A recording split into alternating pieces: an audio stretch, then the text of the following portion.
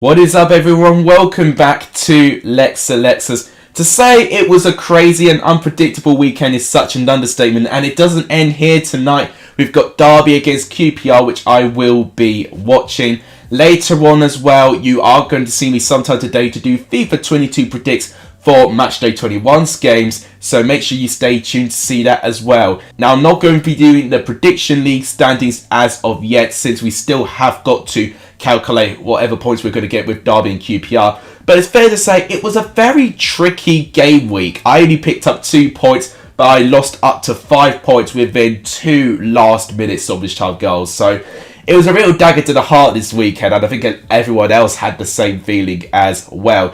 But I'm excited to go through and review these games. If you guys like what you see, please give the video a like. It does tremendously help. Let's aim for 20 likes in this video. That'd be terrifically appreciative. Please do hit that subscribe button if you've not done so. It will really help the channel. Let's try and aim to 900 subscribers as soon as we can. That really will help the channel. And please share this video and this channel to as many people as you can. All of that really helps. But without any further ado, now I'll start reviewing last weekend's games.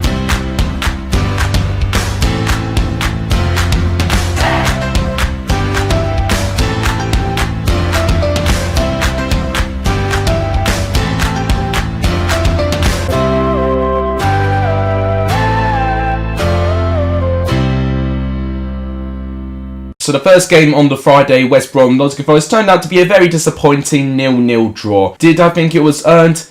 Nah, I do think West Brom, in terms of chances, they should have scored at least 1, if not 2 goals. Preston made a pretty good save in one incident of the game, denying Darnell Furlong. But really, apart from that, West Brom did not have their shooting boots at all in this game. And one chance I definitely want to bring out in particular was actually after the red card incident. I'll talk about that first. Jesse Malumbi got a second yellow card to get a straight red card. I mean, why he did a flying challenge when he was already booked, I have no idea why he did that. But he flew into that challenge, and as a result, he got a second yellow and a red card. You can't have too many complaints on that.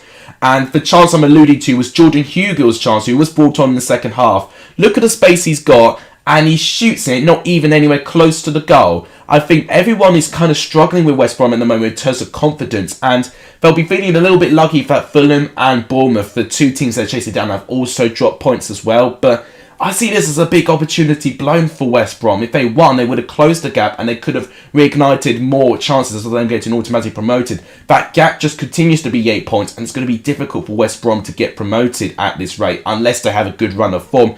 With Forest, they didn't need to be amazing. Brennan Johnson was the closest to scoring for Nottingham Forest, and resolutely, I think they actually did quite well to keep West Brom out. But I do think creating chances-wise, I think Forest have been struggling for goals. This is the second 0-0 draw in a row, so Forest need to try and reignite some confidence in terms of scoring goals. Then to Deepdale, where we saw Preston hold the leaders Fulham to a 1-1 draw. Now, I did think twice about this, thinking, did any team deserve to win in this game? If I were to give the opening 20 minutes, I would say Fulham definitely deserved to win. They had a very dominant start in the game, and they opened the scoring with that dominance, with Tim Ream getting the goal, a rare goal scorer. I think his first goal in over 100 games for Fulham.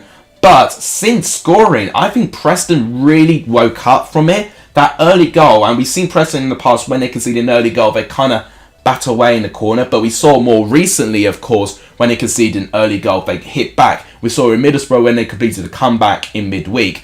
And this time, it took them a little bit longer to get a goal, but I can see in their performances they really wanted something. Reece Jacobson looks really different player there. He looks absolutely unbelievable for what I've seen, and he was unlucky not to score as well. He did get an assist, of course, to Preston's equaliser, and it's Ched Evans again. I tell you what, he's probably up in very crucial times for Preston. But controversy was struck in this goal. So it looked like Ched Evans had the ball, then it was blocked off the line by Reece Jacobson's hand. But then it looks like Ched Evans forces the ball in with his arm, which I think is the controversial part. I think if VAR was in the Championship, I think they definitely would have looked at that. But based on performances, I think they did deserve something out of it, Preston. And Ali McCann looks such a great player as well in that defensive midfielder position. And I do want to say, it does remind me a little bit of how good Ben Pearson was. Probably not as physically strong, but in terms of winning the intersections and the brilliant balls he plays, he's got a couple of those similar qualities, so I'm excited to see more of him. It's a disappointing draw for Fulham, but overall, it's not the end for world following that teams around them have also dropped points. Then to the 3 o'clock games, we saw Birmingham return to winning ways with a 1-0 victory over Blackpool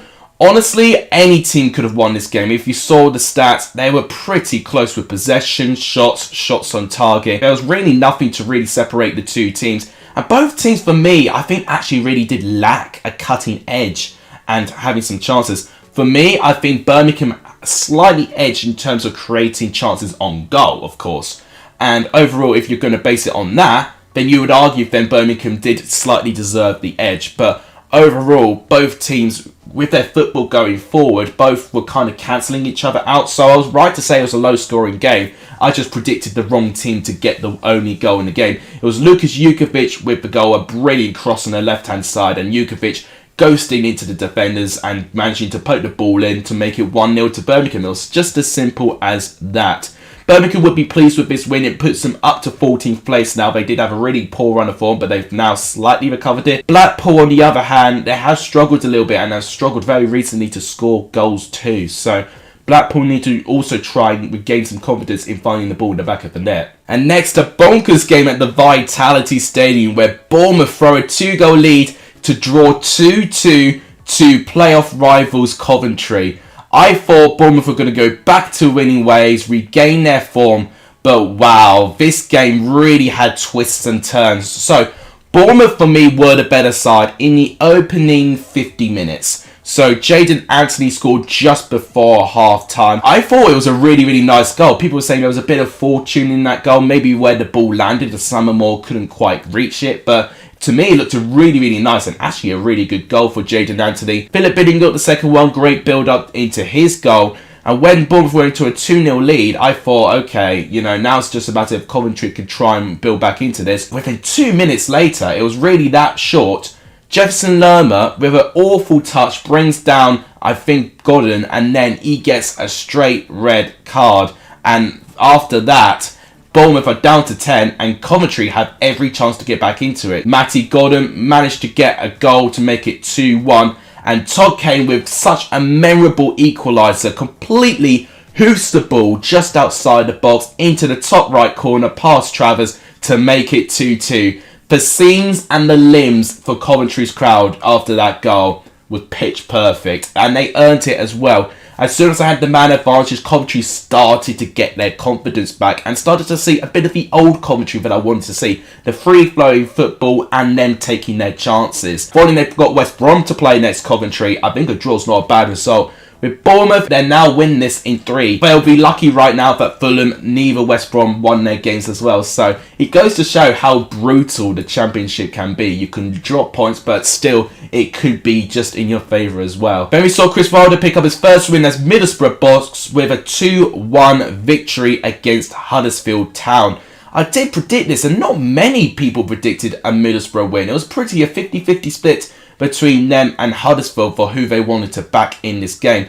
But I just had a really good feeling that Middlesbrough would start to improve under Wilder. And Duncan Watmore was the man in form, scoring 2 goals for Middlesbrough. His second goal was by far my favourite goal. That assist from Matt Crooks, that no-look assist, I had to get that weighted accuracy and for Watmore to loop the ball over Nichols into the net.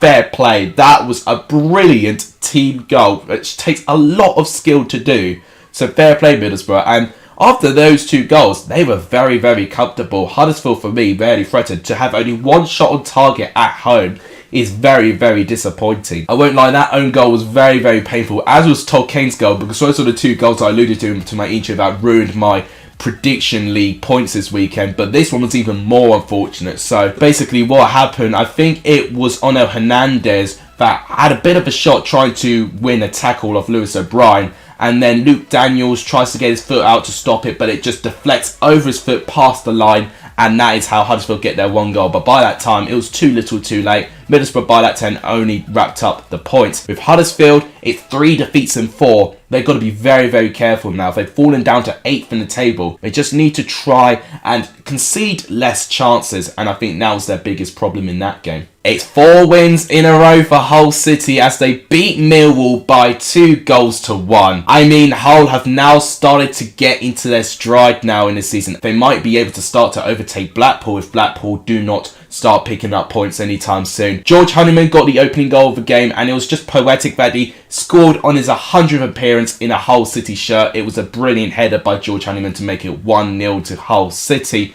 But devastatingly for them, they could just conceded just before half-time, which would have been heartbreaking for them. And Bensound played a really good part in that game. And I actually think Bensound recently has actually been playing quite well for Millwall. Tom Bradshaw was the one who ran one-on-one, and then he got a really good finish to make it 1-1. But then when we looked at the chances, I mean, not much separated the two teams when it came to chances and creating shots on target. You would say Millwall might have just edged it, but any other day, you know, if they were able to take their chances, and if England wasn't so great in goal, they probably would have maybe got something out of it. But it was Hull that took their chances. Ryan Longman with the second goal, who also is really improving his form as well. He got a couple of assists in the last couple of games, and now has turned goal scorer, which made it 2-1 to Hull. Fair play to Hull, because these 4 wins in a row have now really saved them from looking like a 23rd place team and a relegation threatened team to 19th place now. And following these 4 wins, they are now 5 points off the drop. So that is a very, very crucial time for Hull's season. Millwall are still in 10th place. I can definitely see them rejuvenating their season, because I don't think their performance was entirely poor, to be honest. We're followed by another 2-1 win, but this time to Cardiff City, who beat Luton down by 2-1. So Cardiff return, and they managed to get another away win under Steve Morrison. That does really help them. It's 3 wins out of 4 now for Steve Morrison in charge as permanent manager now.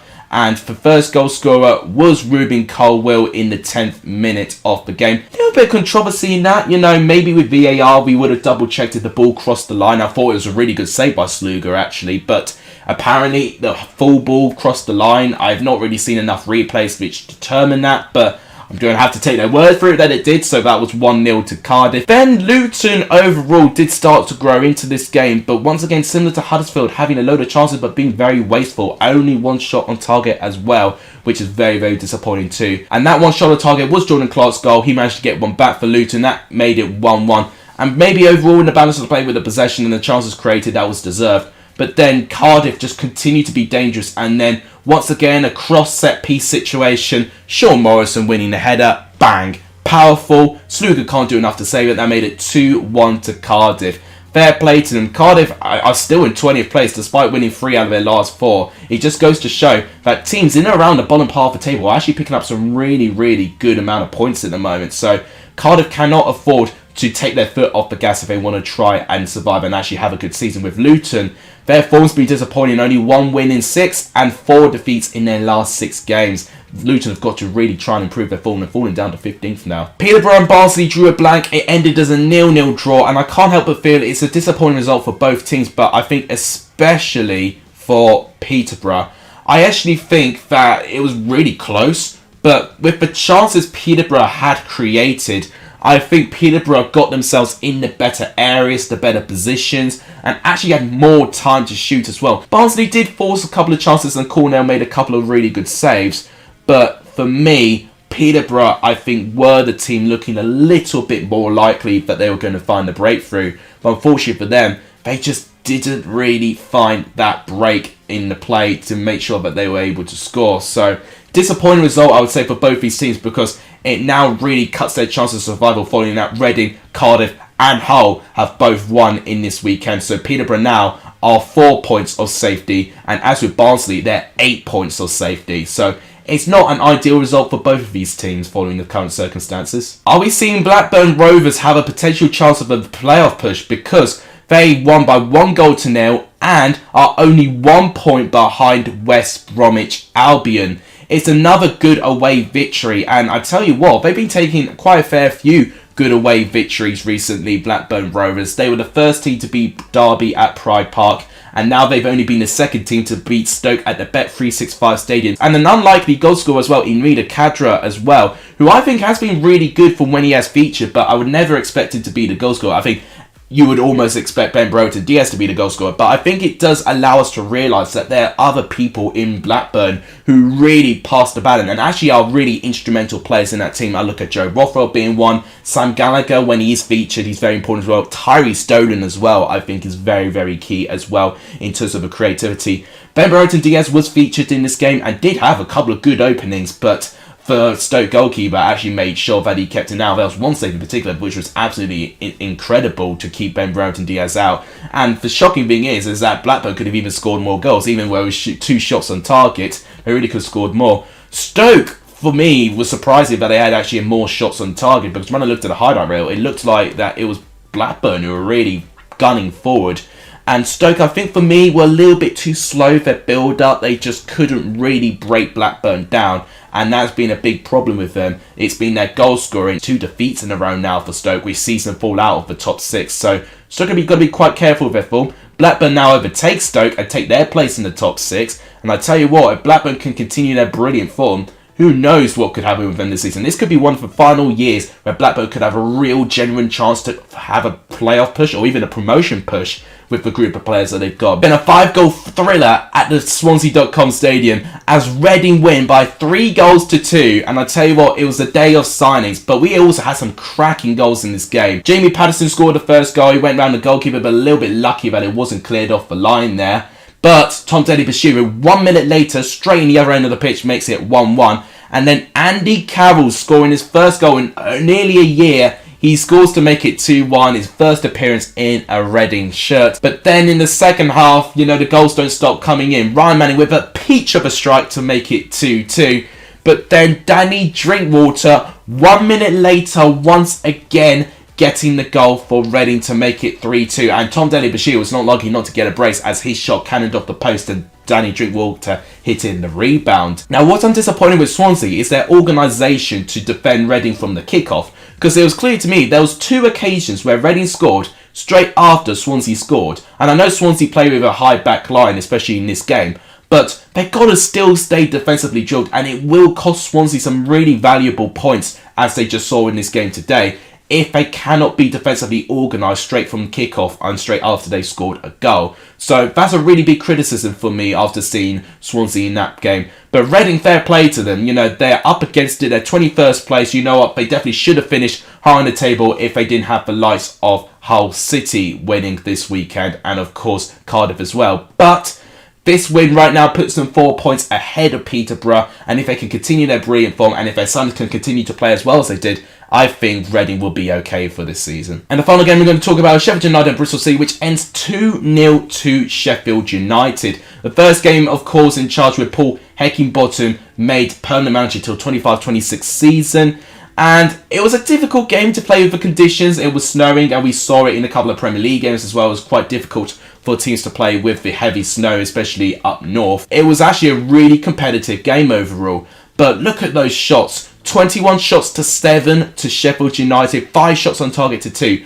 This is a sort of performance we've been missing from them all season. And Ryan Brewster has scored a goal. News alert, guys. Ryan Brewster has scored a goal. I thought Cardiff scoring a first half goal was shocking enough, but Ryan Brewster scoring a goal is just as shocking, if not more shocking. He scores the first goal for Sheffield United, a nice strike as well to make it 1-0. And overall, it was pretty much back and forth a tiny bit, more or less Sheffield United, and then occasionally you'll get Bristol City go forward as well. I mean, Wolverhampton had to make a couple of really good saves actually in Sheffield United's goal, but Dan Bentley did as well. Morgan Gibbs-White had a really good chance, and as soon as Sharp was brought on, he was the instrument maker. He really was the important guy, the instructor, and actually made things happen. In the 89th minute, whilst it was starting to get a little bit heavier in terms of the snow and it was getting a bit more unplayable, Billy Sharp just had enough power to get the ball past Bentley to make it 2-0. And honestly, they could have even scored more after Billy Sharp scored as well. It was a ruthless performance from Sheffield United, and that is what we need to see more. They're not taking any teams for granted and attacking. Bristol City, I mean, they just puzzle me because they have a really good win in midweek, even though they probably didn't really deserve based on the performances, but they still grind out a good win. And then all of a sudden now they get turned over so easily. So Bristol City really do puzzle me sometimes. Bristol City, for me, definitely need to up their game in terms of gaining their confidence and their performances. So guys, these are all the reviews. Of course, as I said, Derby and QPR will be playing tonight, so I won't be talking about them. This is what the current championship table looks like. Fulham and Bournemouth right at the top. Top 6, we've got West Brom, and for the first time this season, Blackburn up there with Coventry and QPR with the rest of the top 6. Then when we look at the teams in danger, you've got to look at Cardiff, Reading, Peterborough, Barnsley and Derby. Those 3 teams still in the bottom 3. If Derby win, they'll pick up 4 points, but even that, that'll still be 16 points of safety from Derby County. Before I end this video here, I'm going to give you my goal of the weekend, player of the weekend, result of the weekend, and for a slight exclusive, I'll do my prediction of the weekend as well. You guys can vote yourselves on the prediction of the weekend as well, and all of these other polls on the community tab. My goal of the weekend was very tricky. There's a couple I really want to give it to, but I have to give it to Duncan Watmore's second goal for Middlesbrough. I mean, it was not only the goal was terrific, but the assist was terrific as well. Just the whole build up to that goal was amazing. I'm going to give my goal of the weekend to Duncan Watmore's second goal against Huddersfield. Player of the weekend is equally as tricky because I can give it to so many people, and a lot of people do deserve player of the weekend, but I might just give it to Tom Denny-Bashiri, you know. His performance for Reading was incredible. He was unlucky not to score a second goal. And I think for me, his involvement in that whole game was so important for that Reading side. I think he deserves to be recognised. Result of the weekend's tricky as well. I was tempted to give it to Swansea 2, Reading 3 based on the goals. But on the context of the game, I'm going to give my result of the weekend to Bournemouth 2, Coventry 2. It was an unbelievable game with Bournemouth going 2-0 up and then Coventry equalising to make it 2-2. That's really going to be my result of the weekend. And finally, prediction of the weekend. This is really tricky. I mean, there's a couple of really good results there, as you can see. But dark green, by the way, is all for correct results. I mean, a couple of you predicted Bournemouth and Coventry. In fact, quite a few of you did. So actually, probably not that. A couple of you predicted for a whole win. So there's not many people that have only just predicted one result. I think what I might do, actually, there's only been one person to correctly predict Sheffield United 2, Bristol City 0. So I'm going to give my prediction of the weekend to Charlie Brown. But as always, guys, these are just my opinions. You can vote yourself who deserves all these awards by clicking on the community tab and voting on the poll. But that'll wrap it up for today's video. If you guys enjoyed what you saw, please do give the video a like. It does tremendously help the channel. Please do hit that subscribe button if you've not done so. It does really help the channel if you do that. And please share this video to as many people as you can. All of that really helps. But that'll wrap it up. Thank you guys so much for watching. You guys are legendary if you saw the end of this video. And as always, I'll see you guys very soon. Take care.